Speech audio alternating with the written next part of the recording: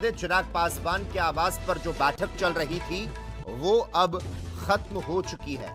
Seat sharing को लेकर चिराग के आवास पर चर्चा हुई थी और धर्मेंद्र प्रधान विनोद तावड़े की चिराग के साथ ये महत्वपूर्ण बैठक चल रही थी जो कि अब खत्म हो चुकी है।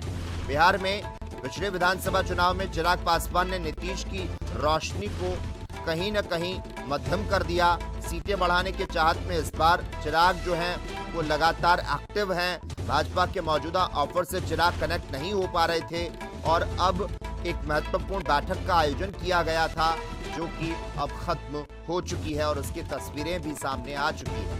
बिहार चुनाव की तारीखों के ऐलान के बाद एनडीए और महागठबंधन दोनों में सीट बंटवारे पर मंथन का दौर जो है वो लगातार जारी है।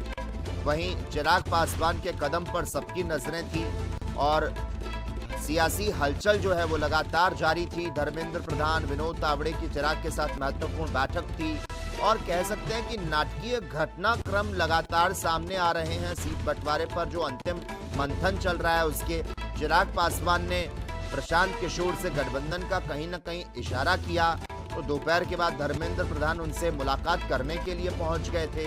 उसकी तस्वीरें जो हैं वो भी सामने आ रही है। ये जो चिराग पासवान के आवास पर बैठक चल रही थी वो खत्म हो चुकी है। उधर महागठबंधन के खेमे में पैंच जो है वो फंसा दिखाई दे रहा है। खबर आई कि सीपीआई माले ने आरजेडी के सीट बंटवारे के ऑफर को ठुकरा दिया है और लगातार इन चर्चाओं के बीच में चिराग पासवान से धर्मेंद्र प्रधान मिलने को पहुंचे थे। सीट बंटवारे पर सहमति बनाने के जो प्रयास हैं वो लगातार किए जा रहे थे और अब जो महत्वपूर्ण बैठक चल रही थी वो बैठक अभी ये बताया जा रहा खत्म हो चुकी है।